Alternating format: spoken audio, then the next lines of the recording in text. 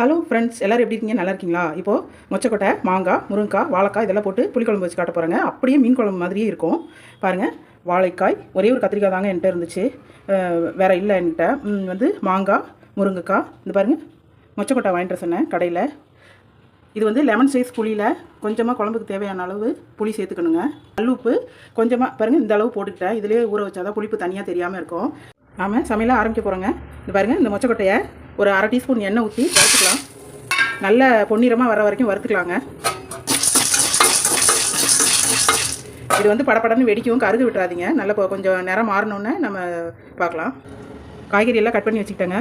வெங்காயம், தக்காளி, வாழைக்காய் கட் பண்ணி வச்சுருக்கேன், முருங்கைக்காய். இது பூண்டுங்க. தனி மிளகாய்த்தூள் வீட்டில் அரைச்சதுங்க. ஒரு 3 ஸ்பூன் வச்சுக்கிட்டேங்க. மிளகாய்த்தூள் ஒரு 1.5 ஸ்பூன், மஞ்சள் தூள் 1/2 ஸ்பூன், மல்லித்தூள், தனி மல்லித்தூள் ஒரு 3 ஸ்பூன் வச்சுக்கிட்டேங்க. இந்த மாதிரி பொன்னிறமாக வந்தோடனே பாருங்கள், ஒரு கிண்ணம், இந்த கிண்ணத்தில் தண்ணி ஊற்றிக்கலாம். இது தண்ணி ஊற்றி கொதிக்க ஆரம்பித்து ஒரு 10 நிமிஷம் நல்லா கொதித்தோடனே இறக்கி வச்சிடணுங்க. வேக வைக்க தேவையில்லை. நம்ம குக்கர்லலாம் வேக வைக்க வேண்டாம், தானாகவே அது இந்த சுடு தண்ணியிலே வெந்துடும். இது கொதிக்க ஆரம்பித்து 10 நிமிஷம் அப்படியே வச்சுருக்கணுங்க. குழம்பு தாளிக்க செகண்ட் நல்லெண்ணெய் ஊற்றிருக்காங்க. நல்லெண்ணெயில் செஞ்சிங்கன்னா செம்ம சூப்பராக இருக்கும். மீன் குழம்பு மாதிரி இருக்கும் பாருங்கள். வெந்தயம் தாளிக்க போட்டுக்கலாம், கொஞ்சமாக போட்டுக்கோங்க, கசக்கு இல்லைன்னா. இது நல்லா செவந்து வரட்டும். வெங்காயமும் பூண்டும் போட்டு நல்லா பொன்னிறமாக வர வரைக்கும் வதக்கணுங்க.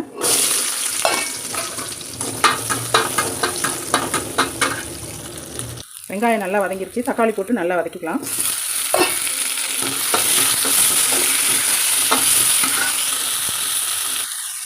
இப்போது தக்காளி நல்லா வதங்கிருச்சுங்க. கத்திரிக்காயும் வாழைக்காயும் போட்டு நல்லா வதக்கிக்கலாம். ஒரு 2 நிமிஷம் வதக்கிக்கலாங்க. வாழைக்காய் போட்டு ஒரு 2 நிமிஷம் வதக்கிக்கிட்டேங்க. இல்லைனாக்கா வதக்கலைன்னா குழஞ்சி போயிடும். வாழைக்காய் சூப்பராக இருக்குங்க புளிக்குழம்புல போட்டால். இப்போ குழம்பு பொடியை போட்டுக்கலாம். இதை 1 நிமிஷம் ஃப்ரை பண்ணிக்கலாம்.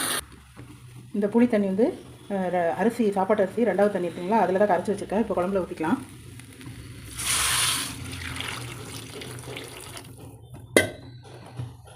இதில் முருங்கைக்காய் போட்டுக்கலாங்க.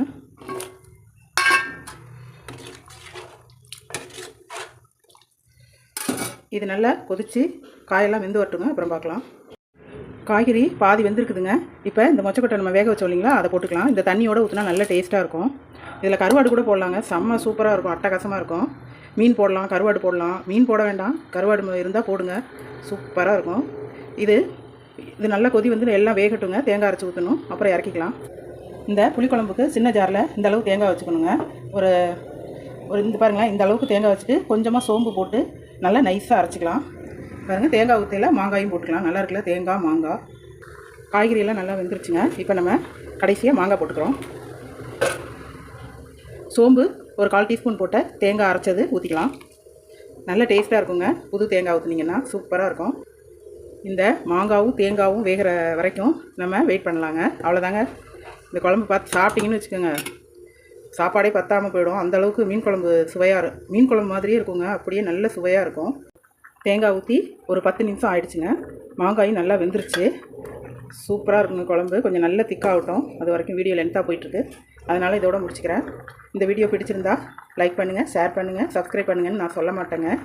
நீங்களாக விருப்பப்பட்டால் போடுங்க. எனக்கு ரொம்ப நன்றிங்க இந்த வீடியோ பார்த்ததுக்கு.